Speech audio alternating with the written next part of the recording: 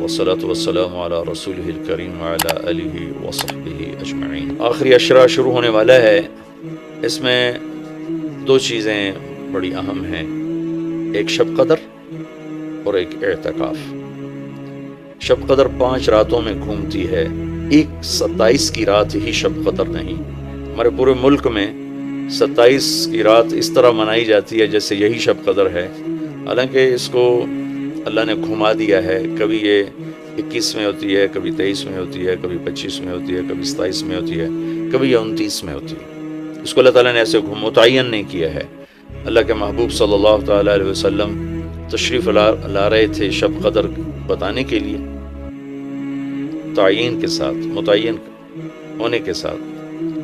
کچھ 2 آدمی آپس میں لڑ رہے تھے، تو آپ نے فرمایا کہ میں آیا تھا تمہیں بتانے شب قدر، لیکن ان کی لڑائی کی وجہ سے اللہ تعالیٰ نے مجھے اس کو بھلا دیا ہے، لہٰذا اب تم اسے 5 راتوں میں تلاش کرو۔ اور یہ اللہ کا بہت بڑا کرم ہوا کہ اللہ نے اسے اس میں گم کر دیا۔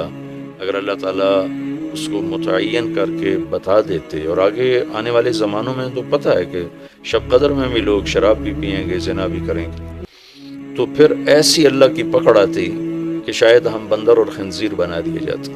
تو اللہ تعالیٰ جیسے وہ دسترخوان اترا، عیسیٰ علیہ السلام کی قوم نے کہا دسترخوان اتارو، ایمان لے، انزل علینا مائدۃ من السماء،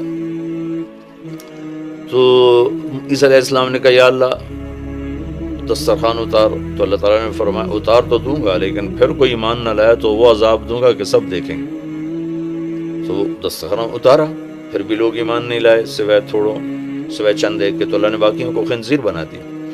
تو شب قدر متعین ہوتی اور لوگ شرابیں پی رہے ہوتے، جوا کھیل رہے ہوتے، ناچ گانا کر رہے ہوتے، تو پتھر برسنے یا بندر خنزیر بننا ممکن ہے، ایسا ہوتا ممکن ہے۔ تو اللہ تعالیٰ نے اپنے نبی کے طفیل اس کو 5 راتوں میں گھما دیا۔ ایک تو 5 راتیں جاگنے سے 4 راتوں کی عبادت اور مل گئی، اور ایک شب قدر مل گئی، اور دوسرا اللہ کی رحمت ہوئی کہ اس کو چھپا رہنے دیا تاکہ اس کی ناقدری نہ ہو، لوگوں کو پتہ بھی نہ ہو، ناقدری نہ ہو۔ آخری عشرہ مغفرت کا، پہلا رحمت، دوسرا مغفرت، اور تیسرا گناہوں سے، جہنم سے آزادی۔ آخری عشرہ جہنم سے آزادی کا ہے۔ نبی پاک صلی اللہ تعالی علیہ وسلم ساری زندگی اعتکاف بیٹھے آخری عشرہ میں۔ بدر کی جنگ 17 کو ہوئی تو واپسی تک رمضان گزر گیا، تو نہیں بیٹھے۔ فتح مکہ رمضان میں ہوا تو یہ 2 سال آپ مدینہ سے باہر تھے، باقی 8 برس آپ مدینہ میں تھے، اعتکاف فرمایا۔ آخری 10 ہجری میں جب 11 ہجری 12 ربیع الاول آپ دنیا سے تشریف لے گئے، 10 ہجری آپ نے 20 دن کا اعتکاف فرمایا، اور جبریل کے ساتھ قرآن کا دور 2 دفعہ فرمایا۔ ایک دفعہ آپ نے رمضان میں کسی وجہ سے اعتکاف اپنا ملتوی فرمایا، کینسل فرمایا، تو شوال میں 10 دن آپ دوبارہ اعتکاف میں بیٹھے۔ اعتکاف کا موضوع عاکفہ کہتے ہیں مڑ جانا، پھر جانا، پلٹ جانا۔ تو اعتکاف کا مطلب ہے کہ اس طرح یکسو ہو کے بیٹھنا کہ دل اللہ کی طرف پھر جائے، دل اللہ کی طرف مڑ جائے۔ تو اس لیے 10 دن مسجد کے اندر رہنا، اور صرف اللہ سے راز و نیاز اور اللہ کے تعلق بنانے کی کوشش کرنا۔ اللہ کا فضل ہے، ہمارے ملک میں کیا پوری دنیا میں بہت شوق سے اعتکاف میں لوگ بیٹھتے ہیں۔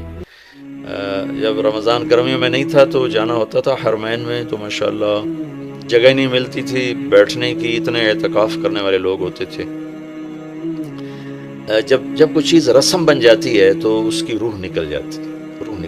اعتکاف کا مطلب ہے خلوت میں اللہ سے تعلق بڑھانا۔ لیکن جب وہ اعتکاف ہی ایک مجلس بن جائے، اور اعتکاف بھی ایک بھیڑ بن جائے، تو وہ اعتکاف نہیں رہتا، نہ اس کا وہ مقصد پورا ہوتا ہے، اور نہ اس کا وہ اجر ملتا ہے جو اس پر رکھا گیا ہے کہ 1 دن کا اعتکاف جہنم سے 3 خندق دوری ہے، اور 1 خندق کا فاصلہ زمین آسمان کے برابر ہے۔